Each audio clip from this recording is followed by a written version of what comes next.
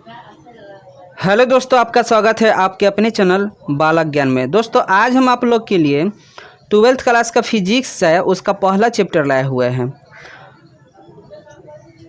दोस्तों आपसे रिक्वेस्ट है कि वीडियो अंत तक देखिएगा, देखिए क्योंकि वही क्वेश्चन इस वीडियो में लाए हैं जो आपके एग्ज़ाम में आने वाला है, ठीक है ना। अगर देखना है आपको तो पूरा वीडियो देखिएगा, ठीक है ना। तो चलिए पहला जो क्वेश्चन है, विद्युत आवेश की परिभाषा क्या है। तो देखिए, किसी पदार्थ का वह गुण जिसके कारण उसमें विद्युत तथा चुंबकीय प्रभाव उत्पन्न होता है, ठीक है ना। इसे Q से प्रदर्शित करते हैं। यह एक अदिश राशि है, ठीक है ना। कह सकते हैं दोस्तों कि किसी पदार्थ का वह गुण जो उसमें उपस्थित रहता है उसी के कारण जो है विद्युतीय तथा चुंबकीय प्रभाव उत्पन्न होता है, ठीक है। समझ में आ गया होगा दोस्तों। ये दो प्रकार के होते हैं, धन आवेश और ऋण आवेश होते हैं, ठीक। चलिए अगला जो क्वेश्चन है, विद्युत आवेश के मूल गुण क्या है। तो देखिए, विद्युत आवेश के मुख्यतः मूल गुण है, पहला जो है आवेश बीजगणितीय योग है, और उसके बाद है विद्युत आवेश का क्वांटमीकरण होता है, और उसके बाद है ये कॉमा डाल के है, और उसके बाद है आवेश का संरक्षण होता है। ये इसका मूल गुण है। चलिए अगला जो क्वेश्चन है, कूलम्ब का नियम। तो कूलम्ब के नियम के अनुसार दो बिंदु आवेशों के बीच लगने वाला बल दोनों आवेशों के गुणनफल समानुपाती होता है तथा उन दोनों आवेशों के बीच की दूरी वर्ग व्युत्क्रमानुपाती होता है। अब वह बल आकर्षण भी हो सकता है या प्रतिकर्षण बल भी हो सकता है। अगला क्वेश्चन जो है,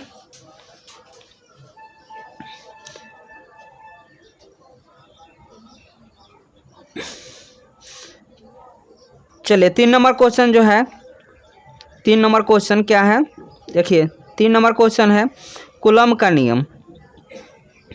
कूलम्ब के नियम के अनुसार दो बिंदुओं आवेशों के बीच लगने वाला बल दोनों आवेशों के गुणनफल के समानुपाती होता है, ठीक है। यानी दो गो आवेश है, ठीक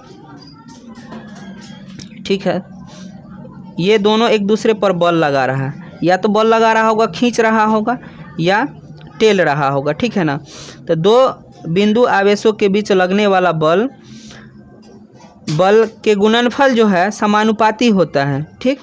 और उन दोनों आवेशों के बीच के दूरी, यानी इन दोनों आवेशों के बीच की दूरी वर्ग व्युत्क्रमानुपाती होता है। यानी हम कह सकते हैं कि F बराबर Q1 और Q2 बटा में R², ठीक। ये जो होता है कूलम्ब के नियम है। तो ये बल हो सकता है आकर्षण भी करे या हो सकता है प्रतिकर्षण भी करेगा, ठीक है ना।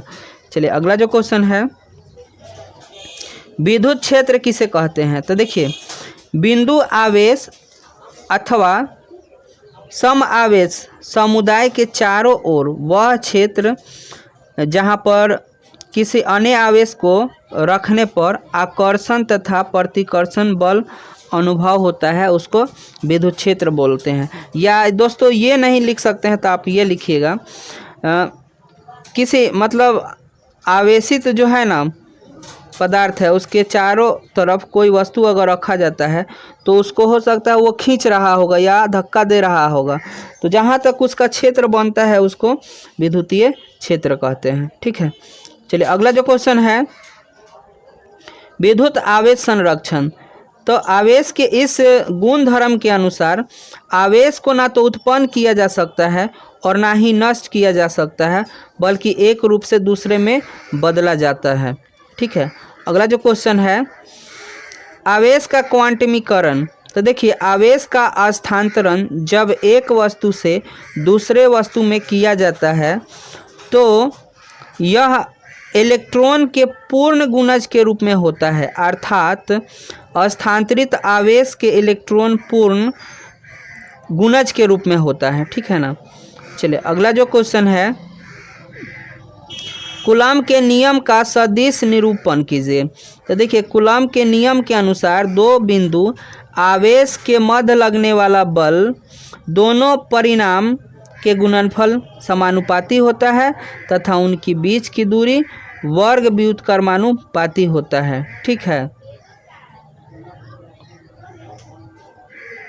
विद्युत क्षेत्र की तीव्रता, किसी क्षेत्र में स्थित किसी बिंदु पर विद्युत क्षेत्र की तीव्रता उस बिंदु पर रखे गए इकाई धन परीक्षण आवेश पर लगने वाला बल के बराबर होता है। ठीक है। जैसे मान लीजिए कोई ये क्षेत्र है और ये एरिया यहाँ तक कवर कर रहा है, यहाँ तक कर रहा है, तो ये इसका क्षेत्र कहलाएगा। ठीक है। चलिए अगला जो क्वेश्चन है, विद्युत द्विध्रुव है। दोस्तों यहाँ पर द्विध्रुव है। ठीक है। द्विध्रुव, विद्युत द्विध्रुव जब समान परिमाण के दो आवेश जो प्रकृति में विपरीत हो, अर्थात एक ऋण आवेश और दूसरा का धन आवेश, उसको अल्प दूरी पर रखा जाता है तो इस प्रकार बने निकाय को विद्युत द्विध्रुव कहा जाता है। जैसे मान लीजिए ये आवेश है, ठीक, और ये दो आवेश है, लेकिन यहाँ पर ये है प्लस के और ये है माइनस के, और ये अल्प दूरी पर रखा जाता है। अब इससे नज़दीक नहीं रखा जा सकता है, तो इस प्रकार की व्यवस्था को विद्युत द्विध्रुव आघूर्णन कहते हैं। ठीक है।